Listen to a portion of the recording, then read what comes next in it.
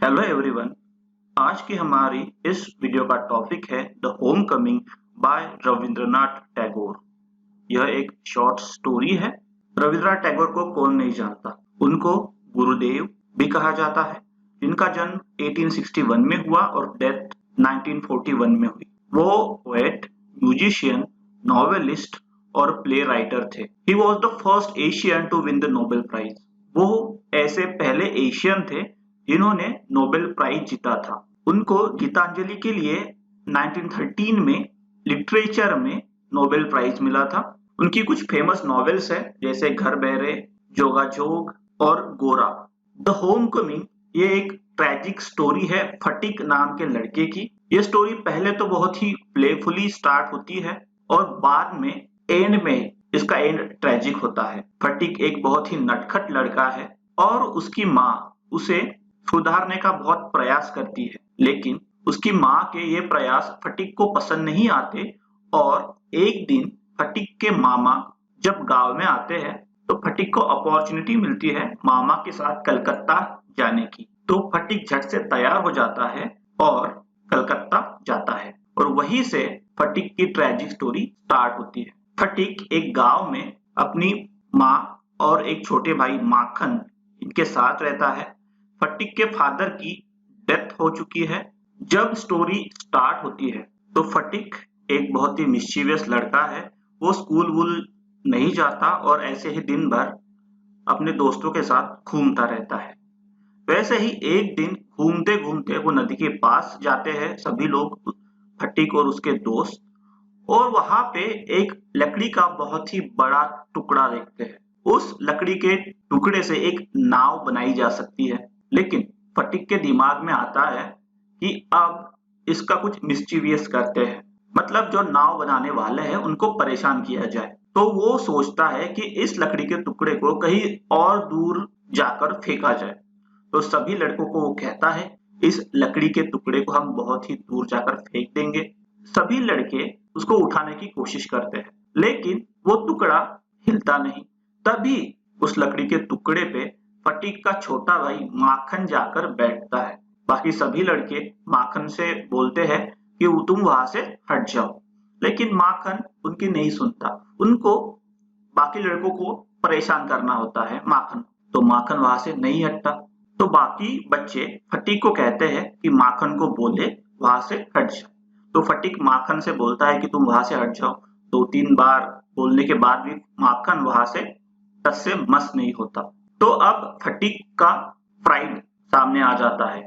उसे लगता है कि उसका छोटा भाई फटिक के दोस्तों के सामने उसका इंसल्ट कर रहा है।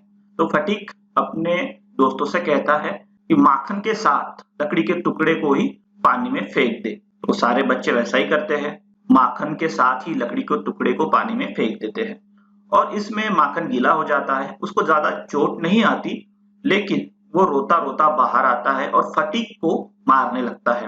फटिक को खरोचता है अपने नाखूनों से और खुद ही बहुत ज्यादा ज्यादा रोता है और रोते रोते ही वो घर भाग जाता है। अब फटिक को डर लगता है क्योंकि उसे पता है कि उसकी माँ हमेशा ही माखन का साइड लेगी और फटिक कुछ नहीं सुनेगी और फटिक को बहुत डांट पड़ेगी। तो फटिक क्या करता है, बाजू में नदी के पास ही एक घास का मैदान होता है, वहां पे लेट जाता है और अपने मुंह से घास चबाता रहता है। तभी नदी से एक नाव में एक मिडल एज्ड आदमी आता है। उसका नाम विशंबर है और वो फटिक से पूछता है कि चक्रवर्ती का घर कहाँ पे है। बेसिकली विशंबर फटिक को उसके ही घर का पता पूछ रहा होता है, लेकिन फटिक कहता है मुझे नहीं पता, खुद ही जाके ढूंढ लो। तो विशंबर वहां से निकल जाता है और वो घर ढूंढने लगता है। बेसिकली विशंबर फटिक का अंकल यानी मामा ही रहता है। वो उसकी मदर का भाई है, लेकिन वो फटिक से अपनी जिंदगी में कभी नहीं मिला, तो फटिक विशंबर को पहचान नहीं पाता। तभी घर का नौकर फटिक को ढूंढते ढूंढते वहां पे आ जाता है और फटिक को घसीट कर घर में लेके जाता है। वहां पे माखन ने पहले ही फटिक की बुराई कर चुका है और फटिक की मदर फटिक को बहुत डांटती है। फटिक कहता है कि तुम हमेशा माखन की साइड लेती हो, मेरी कुछ सुनती भी नहीं हो, और ऐसे ही उन दोनों में झगड़ा हो जाता है और फटिक मिसेस चक्रवर्ती को थोड़ा सा ढकेल देता है। फटिक की माँ को लगता है कि वो उसे मार रहा है। अभी ऐसे ही कुछ हो रहा होता है, तभी वो स्ट्रेंजर विशंबर वहां पे आता है और मिसेस चक्रवर्ती शॉक रह जाती है, क्योंकि वो उसका भाई है जो बहुत सालों से बॉम्बे में रह रहा होता है और उन्हें शादी के बाद से कभी नहीं मिला।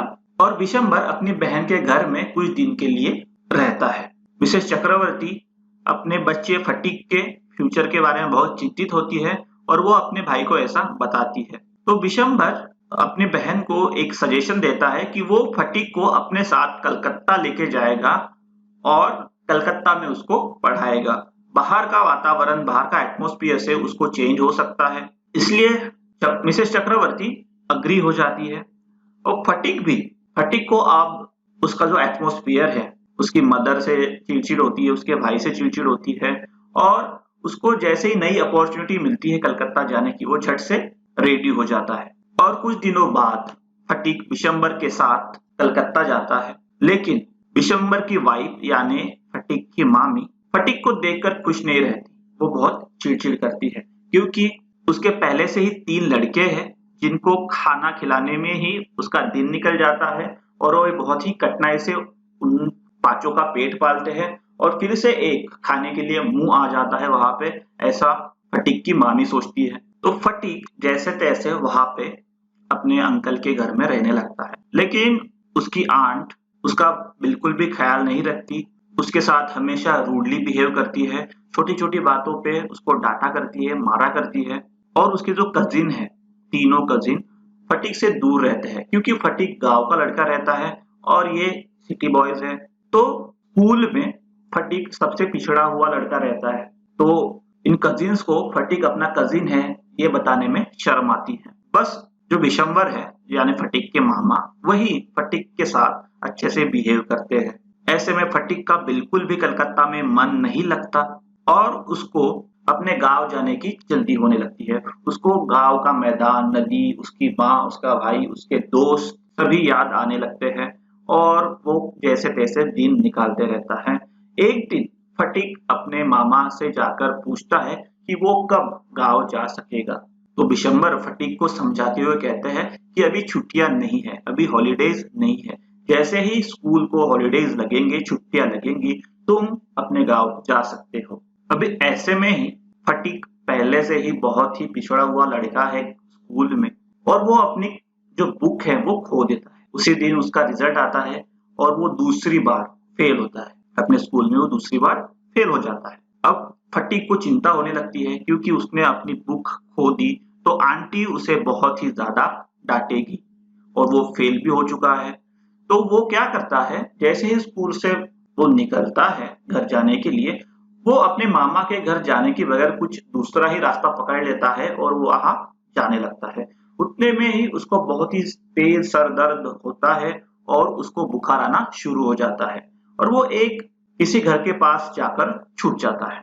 बहुत देर हो जाती है, फटीक मामा के घर नहीं आता, तो विशंबर को बहुत चिंता होने लगती है।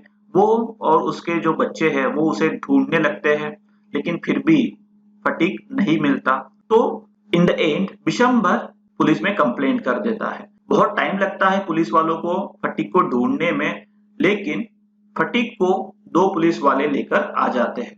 फटीक को इतना तेज बुखार था कि वो बुखार की वजह से बारिश में ही बेहोश होकर वहां पे पड़ा हुआ था। पुलिस उसी हालत में उसको उठाकर विशंबर के घर लेके आ जाते हैं, लेकिन फटीक की तबीयत कुछ सुधरती नहीं और उसका बुखार उतरता नहीं। तो फटीक को हॉस्पिटल में एडमिट किया जाता है। अब विशंबर को बहुत चिंता होने लगती है कि फटीक की हालत बहुत ही खराब है। तो विशंबर अपनी बहन को यानी फटीक की माँ को बुलाने के लिए अपने एक दोस्त को भेजता है। फटीक की माँ भी अपने बेटे की हालत सुनकर बहुत ही तुरंत फटीक के पास आ जाती है। जैसे ही फटीक अपनी माँ को देखता है, वो लास्ट वर्ड बोलता है कि mother the holidays have come, मतलब माँ छुट्टियां लग गई है। क्योंकि उसकी माँ का आना ही उसकी छुट्टियां लगना है, क्योंकि फटीक ने विशंबर को पूछा था कि मैं गांव कब जा सकता हूँ, तो विशंबर ने बोला था कि जैसे ही छुट्टियां लगेंगी तुम गांव जा सकते हो। अब यहाँ पे स्टोरी खत्म हो जाती है और यहाँ पे एंड है जो एम्बिवियस है।